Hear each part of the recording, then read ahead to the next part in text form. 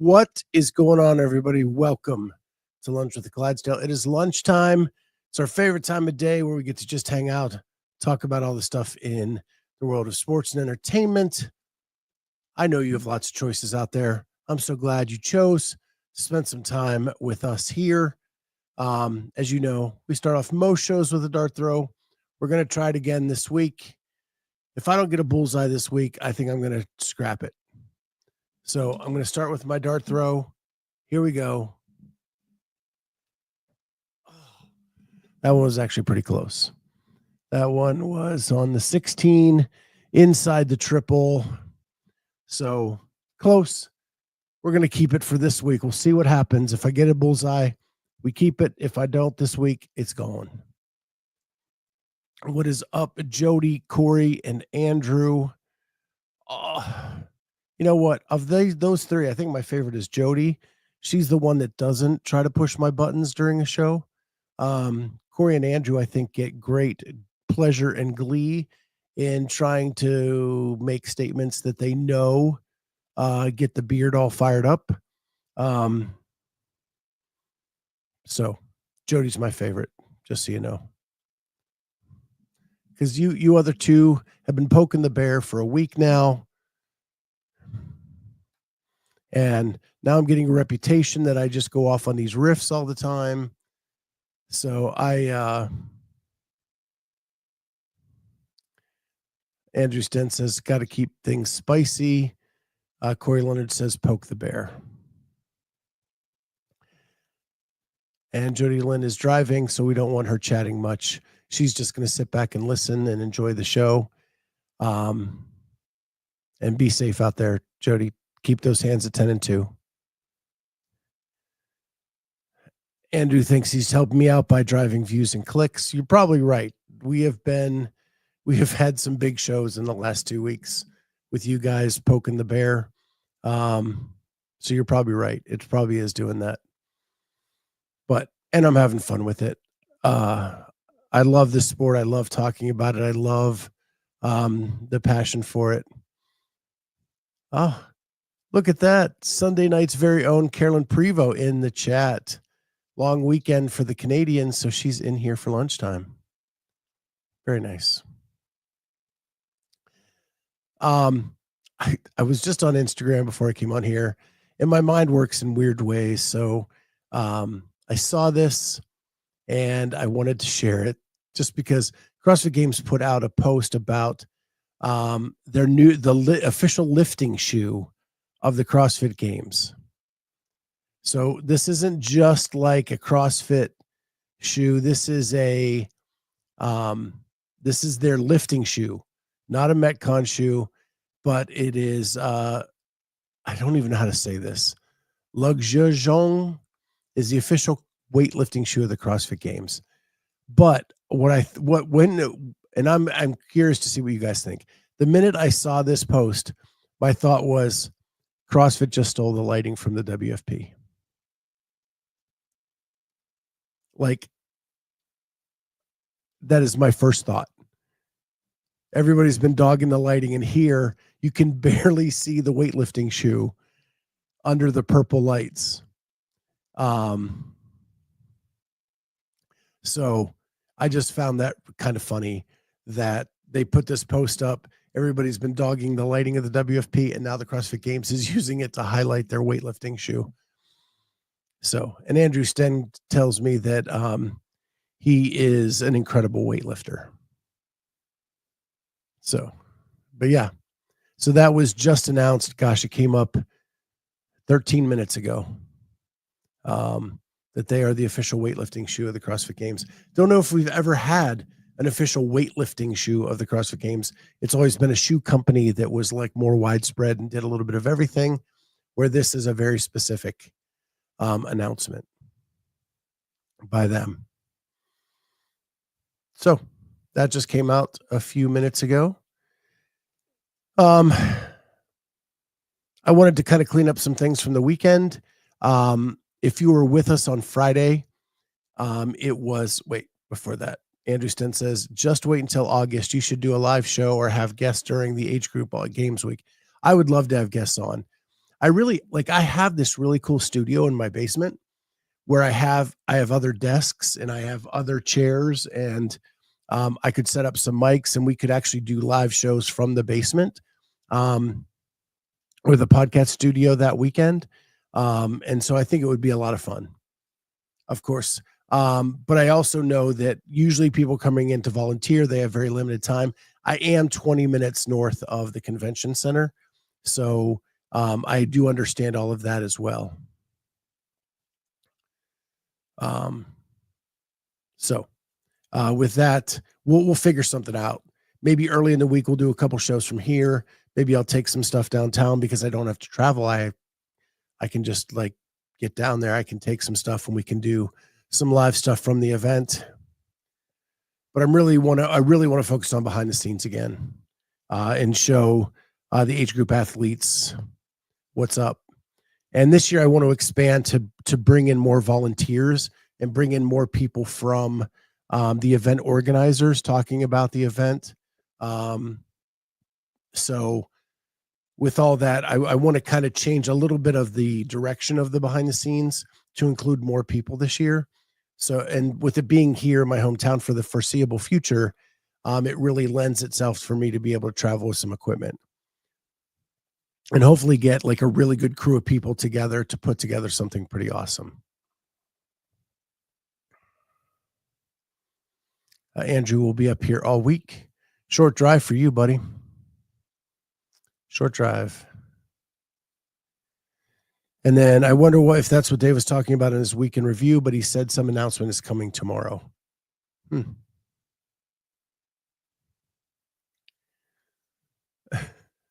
An invite to the Clydesdale basement way more prestigious than an invite to the games. I'm not really sure about all that, but thank you for that, Jody. So the first thing I want to talk about is last week on my prediction, when I did the predictions for TFX, I actually nailed the tickets dead on. I picked Ibarra and Matthew to get it on the men's side. I picked Mikulishin and Kerstetter to get it on the women's side. Now my dark horses, like for podium finish, were CJ Gerald and Rebecca Fuselier. I was a little bit off on those. I think Rebecca did great. She is getting stronger. I just hope that she can find a way to get to that point where she can get back to the games at least one more time. And CJ Gerald, what a dude. He actually commented on the video where I predicted him and apologized for not doing well this weekend. Listen, I'm just an analyst sitting here in the basement, making predictions. No need to apologize to me about your weekend. You have bigger fish to fry than me. And I hope that CJ has a good comeback and can do some other things this season. Maybe he'll have a shot at last chance qualifier or something like that. But CJ is just a great guy who I have interviewed post race and on the show a few times. I just think he's a very talented individual who, and given the right circumstances, may be able to have a shot. I know he went team last year and did all that. So, but he is just one of the best guys in the space, and really just probably more of a heart pick than anything. But I've seen him win events at semifinals in the past, like 22, 23. The guy has some home runs. And I thought he was a good pick for that. The weekend just didn't play out that way, but no need to apologize to me. I thought you still did great, CJ, and I'm still a big fan. Hiller came on with a video this morning. Oh, before I move on to that, one thing I just wanted to remind people of is, like, I'm a big fan of Sydney Mikulishin, and I gave her, there it is. I put her back in the spotlight. She got her ticket. We're going to put her signed shirt jersey there for a little bit because she has earned it. But I'm a big fan of Sydney, and she took part in a thing we tried a couple years ago where we followed a handful of athletes from the open all the way to the games. And included in that was some age group athletes. That's really how I got to know Jamie really well, is she was a part of that in the age group athletes. We had Rudy Berger, We had Emily Rolfe. We had Alex Kazan. We had Carolyn Prevost. And Sydney Mikulishin was one of those as well. We also had some guys that didn't make it out of semis. But anyway, it was a great series. And just to show you like kind of the evolution of the show and how things went, I wanted to share this screen. This is from that series we did. And this was during quarterfinals weekend. During quarterfinals weekend, I would FaceTime with the athletes. And I don't know if you can see my little picture. I'll try to blow it up here. My little picture down here. It's a FaceTime with Sydney in between events on the Saturday of quarterfinals, getting her impressions as she finishes one workout and getting ready for the next workout, what her thoughts were during the weekend while she's competing in quarterfinals. It was really a fun series and something very different than we had done in the past or done since. And I did the same thing with Carolyn. I did the same thing with Emily. We just did these quick FaceTimes during the weekend, and we would put those out throughout the weekend as just a way to kind of get a glimpse as to what the athlete was going through and how they were kind of attacking the weekend. And what I did is back then you had a window that you had to get workouts done. And I didn't release any of the video until after that window was closed. And then, so like you had you had from Friday till Saturday at noon to get a workout done or 2 workouts done. I would then get the feedback from them and release it all like afternoon on Saturday so that they weren't giving anything away to anybody else. And then we did the same thing for Sunday. And then we kind of did reactions Monday and Tuesday from the overall weekend with everybody. And it was a really fun series, but I got to know Sydney really well there. And so I had goosebumps yesterday when she ended up qualifying for the games and the way that race ended against her and Hannah. There's been comments already on last night's video about that race and maybe some strategic things that could have been done differently. And so it was really interesting. There's actually a little fight between 2 people in our comments about the strategy that Hannah used going touch and go. Didn't need to do that is what one person said. The other person said she needed to because she didn't have the tiebreaker against Sydney and she had to beat her by 2 spots. But it was a great dramatic climactic ending and really happy for Sydney that she got through that. I'm a big fan of hers. And so glad she's going back to the games for her 3rd time now. So just wanted to share that kind of a little bit of the evolution of the Clydesdale podcast and where we've been and things that we've tried in the past. And I think I would want to try it again. I think now that I've been through it a year and we've kind of taken a little bit of time off and we're in a different place now with some different people on the crew. I think I'd really like to try it again at some point. But we have to kind of see how some seasons develop in the next 365 days or so. Andrew Hiller put out a video this morning talking about the semifinal season. And we talked about it kind of last night, not in the same way he did, but like we asked, are we getting the right people to the games? And there was a lot of feedback from Raf Duran, who was in the comments, and Carolyn had some thoughts. Some other people had I think Andrew Sten had some thoughts on that as well. With the regional approach, we didn't necessarily get the right people to the games. But Andrew put a video out saying that the online in affiliate qualifying event is in the wrong place of the season. Because what's happening is CrossFit has given all of the in-person events to these third-party entities, and then smack dab in the middle, they have this online thing. And so we have all these people withdrawing from the live events because they've made it through they're withdrawing from in-person events because they're qualifying from the online event. If you put that at the end, essentially you create a bigger last chance qualifier. You can go to these in-person events. If you don't qualify there, The last thing on the calendar is the online in affiliate semifinal, and whatever spots are left, that is the last chance qualifier. Now that actually makes sense. Carolyn talked last night about the last chance qualifier being like the third time that you're going up against the same athletes in an online competition, where this would reduce that down to just one semifinal. You'd still have the open, but you have the one online semifinal at the end of all of this, where everybody who is left, throws their hat in the bucket, and we find out who the last 7, 8, 11, whatever they are at that point, are who make it to the CrossFit Games. I love that perspective. I think that is the way that it needs to be in the future, and I hope that people are listening, and maybe that change can be made for next season, because that then makes it easier to understand the in-person affiliates. We don't have to say that, well, if this person makes it from this or this person makes it from that. It's going to clean that up a lot, because people aren't going to have to make the choices that they're making now. They try one or two of these. If they don't make it, they have one shot here at the end that is everything online in this time. And you don't have to call it you can call it the last chance qualifier. Who the hell cares? But it doesn't have to be just for one spot. It's whatever is left at the end of the in-person stuff.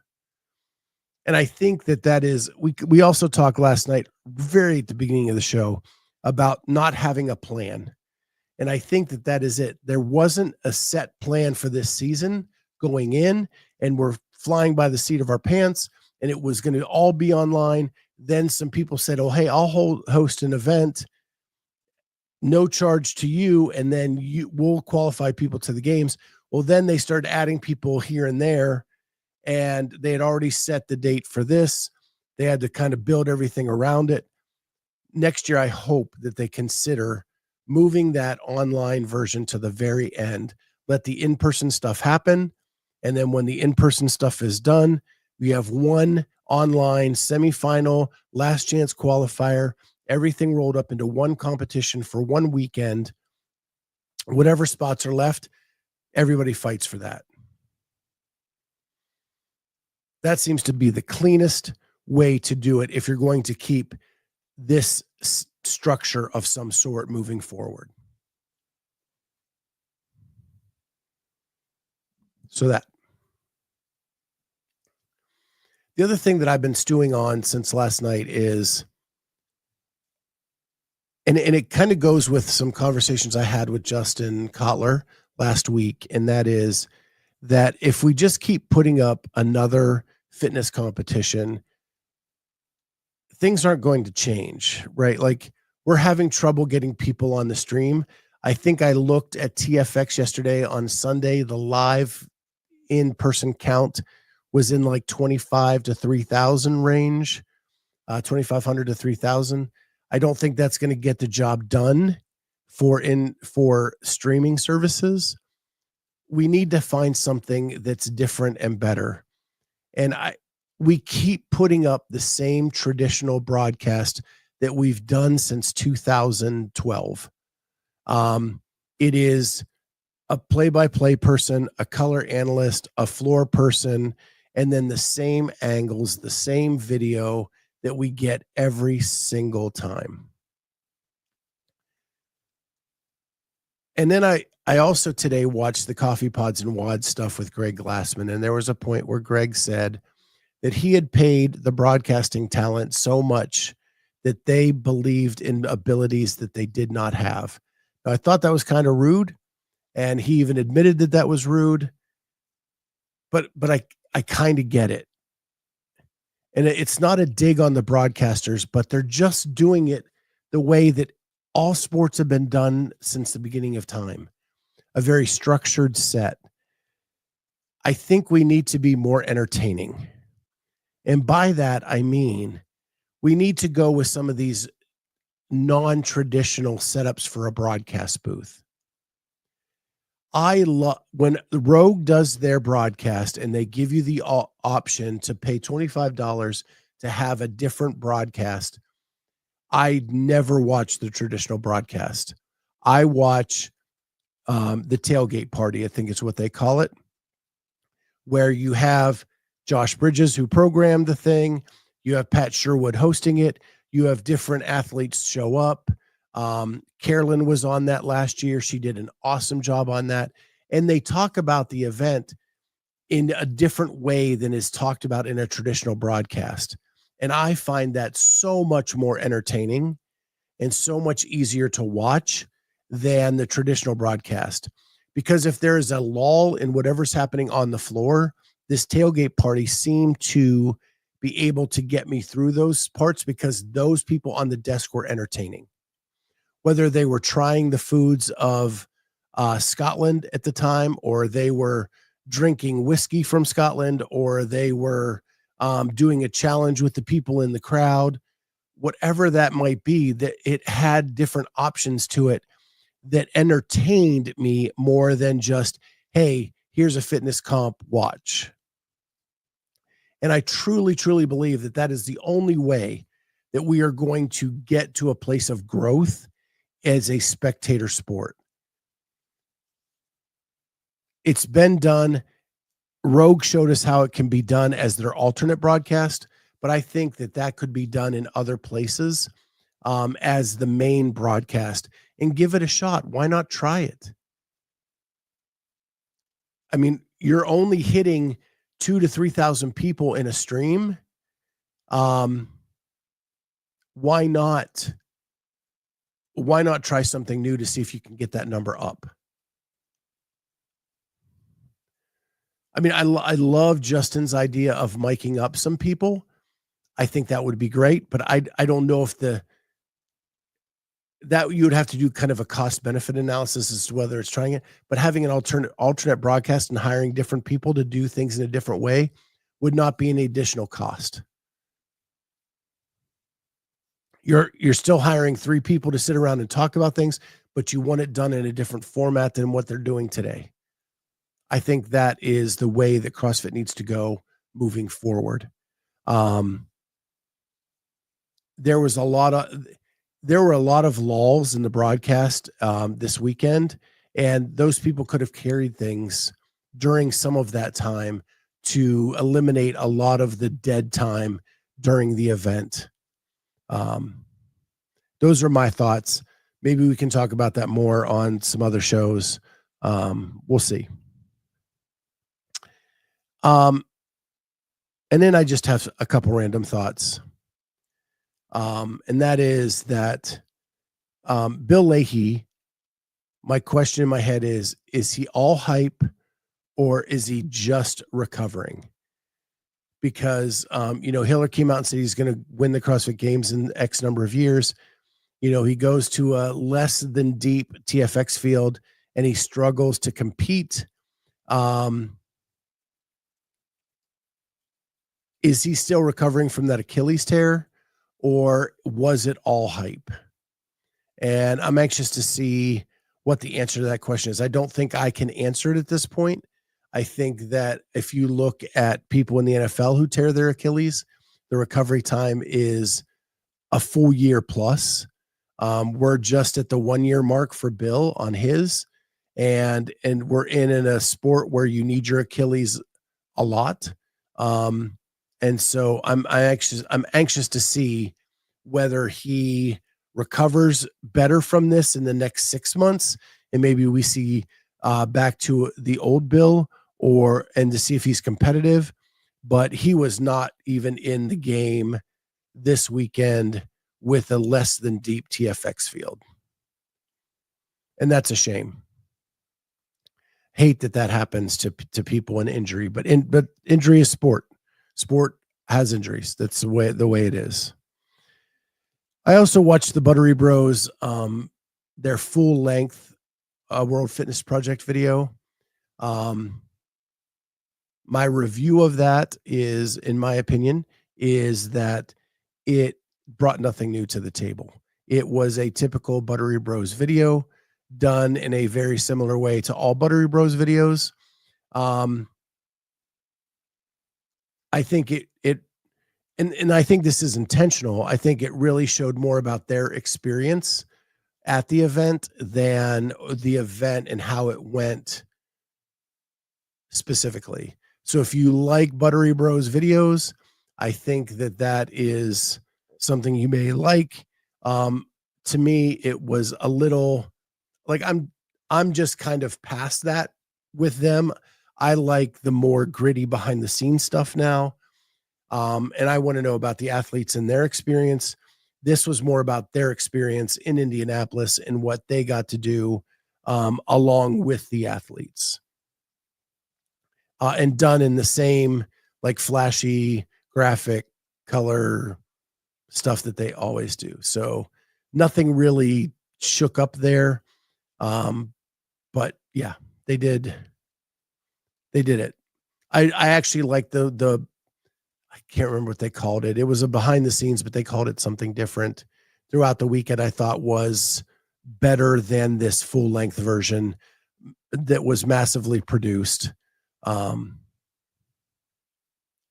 and so, in my opinion, if you want the really good Buttery Bro stuff, you go to the gritty behind the scenes stuff they did during the weekend and turned around in like less than 24 hours. I thought that was better. They didn't call it raw butter this year. Um, Andrew, it was I'll look it up here.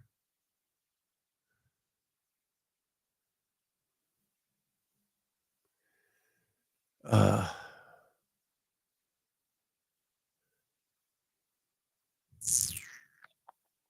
they called it unfiltered. The unfiltered series they did during the weekend. They did day 1, day 2, and day 3. I actually enjoyed that quite a bit. And it came out during the weekend as the weekend was going on. And then this one, the new one is called The Lig That's Flipping the Script on Pro Fitness. Um, and it actually says World Fitness Project. The thumbnail is World Fitness Project New Era question mark. So, yeah. But I really did like the unfiltered part. I thought that that was really good. That's where we got the Jason Hopper slapping James. Um, yeah, man, I'm having a brain fart today. But anyway, where James and Jason were fighting over James's celebration out on the floor. That I thought was good. I thought that the stuff they did during the weekend was really, really good and gritty and really about the athlete's experience, where this is really about what they experienced in their own words. If nothing else, those cats are fast when it comes to editing. It's insane how quick they get their stuff done. Yeah, as someone who has done a behind the scenes, man, I don't know how they do some of that stuff. Um, Especially with like matching music, matching graphics, matching like it's a lot of work. Last year for age group behind the scenes, and granted, I was doing all the editing other than the workout video. Ortega did that. Um, it took me a full week every week to get all that edited and out. Um, and that was 11 weeks, 11 episodes. And some weeks I had to really, really push to get it out on time. Um, so I'm really hoping to get a good team this year that we can maybe get 2 out a week this year instead of 1, and maybe some help on the editing side. We'll see. We'll see what happens there. So those were my quick hit CrossFit thoughts. And then I wanted to leave with this. I saw the new Captain America movie on Sunday. That was kind of my, no, it was on Saturday. That was my detox from all the CrossFit stuff. It's called Captain America: Brave New World. It is the first Captain America with the Falcon, Sam as Captain America, and the first one without Chris Evans. So it's kind of him taking over the mantle, and The movie is really a lot about him questioning whether he's worthy for taking over the shield of Captain America.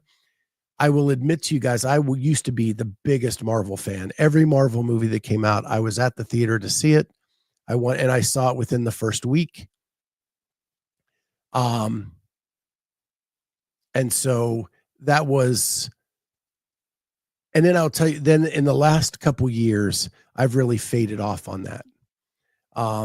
In my opinion, Marvel has gone to a point where they were taking themselves way too seriously, and they were taking a superhero movie and making it 2.5 to 3 hours long.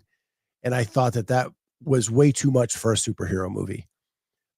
They're not talking about anything super important in the world. And I just don't find where something that should be entertaining to me should take that long to tell the story. A lot of the movies of the last few years should have, in my opinion, should have been cut about with a half hour left to go.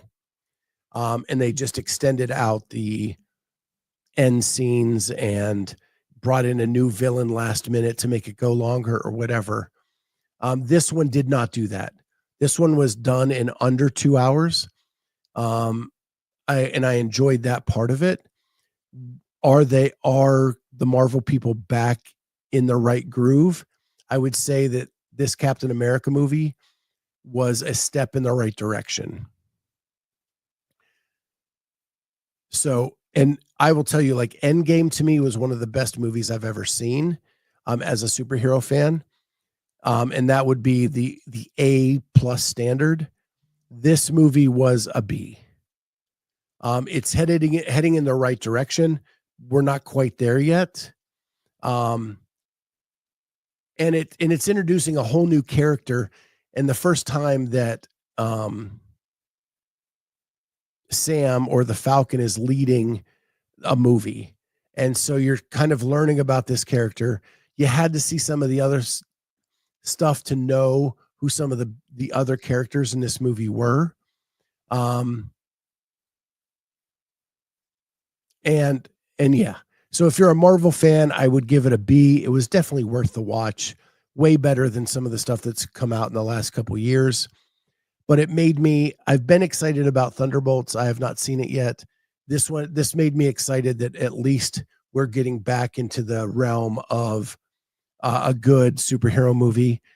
So this B gives me hope that Thunderbolts will keep this ball rolling in the right direction. And then maybe we can see some good stuff coming down as Marvel is approaching a new Avengers and who that's going to be made up of. So that's what I'm excited about. So yeah, that is my review. A good B movie. Definitely worth the watch. Better than the last few Marvel movies that have come out. So that's it. But this is a former Marvel addict, and I was really at my wit's end with them for a long time. So glad to see at least they're heading in the right direction. Andrew Sten, Winter Soldier was incredible. I thought Civil War was great too. Yeah, I could say that about a lot of the Marvel movies pre-Endgame. I thought a lot of them were awesome. And again, I saw all of them in the theater. I was rushing out to see each one as they were released. But after Endgame, I think it really took a deep dive. I'll say, and I'm probably going to get ridiculed for this, Black Panther was a movie that I think I was given too much hype for. I just thought it lasted too long. I thought it was a great story. And I think that's where Marvel was starting to take itself too seriously and thinking it was bigger than a superhero movie. And I thought Black Panther was a great story until, like, you just can't end it. It just had to keep going for some reason. And I got really numb to that kind of thing going forward. And Black Panther 2 was even worse. Like, it had a full 30 minutes. It could have been cut off, that movie, and made it 100 times better if they had done it. So that's kind of where the tipping point was for me. But that's just my opinion. And I'm sure you guys have yours as well. But yeah, there it is.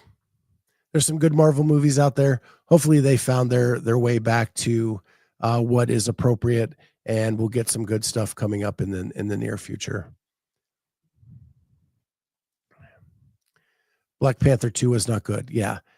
Black Panther 1, I liked the movie. I just thought they took the ending too long. Black Panther 2 took everything that was wrong with Black Panther 1 about making it too long and extended it throughout a whole movie. And I just, oh my God, the storyline bounced all over the place. There's multiple villains. There's like, it just was way too much. Bad, bad, bad.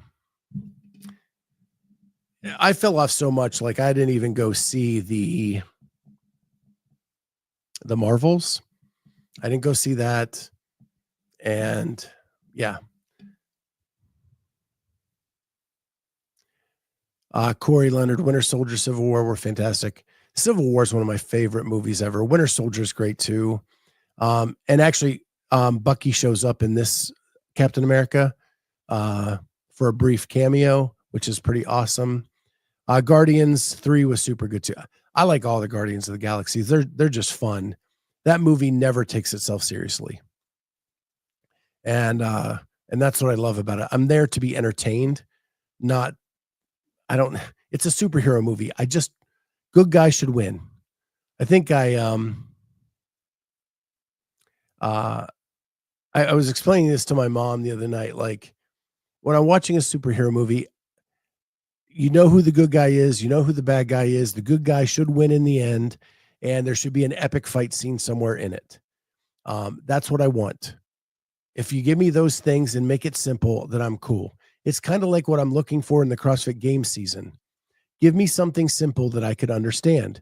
Here are the athletes. This is the progression they need to make to get to here. When they get to here, we're going to crown a champion. That's simple. Just make it that simple. Don't give me, well, here's the start of the season. We get to here, and then you have two choices, but you can actually take 3 or 4 shots in those 2 choices. And then if you don't make it here, we have one more shot over here, but it's going to be the same as this and this. But we're just going to do it one more time and see if that's the weekend you're on. Like, how do you explain that? And we're not even to the end where you get to crown somebody anything. Just like a superhero movie. With Black Panther 2, we had all these villains. We have a dead hero, and we need to replace the dead hero. So who could it be? Could it be this one or this one or this one? And then it kind of gets here, and we have all these choices. And what do we do here? And then we still don't know who we're going to crown the champion because all these bad guys are still around. Again, that's like a freaking CrossFit Games season. I just want it simple. We go from point A to point B to point C, and we crown the champion. Here's superhero movie. We have a good guy. We have a bad guy. We have an epic fight scene, and we have a winner. And it better be the good guy. There we go. Easy peasy, lemon squeezy. Corey says, don't feel bad. Nobody went and saw the Marvels. Yeah. I was one of the many who did not go see it. So there's that. It's Monday, guys. But we have here in the States, we have a long weekend coming up this weekend. So we will trudge through this weekend together every day with lunch with the Clydesdale. I'll check in with Kat and see if she's going to have a show this week. Other than that, guys, I need to get back to work. It's Monday. The emails came in over the weekend, and I got to take care of all of those. So you knuckleheads better get back to work too. We will see everybody next time on Lunch with the Clydesdale. Bye, guys.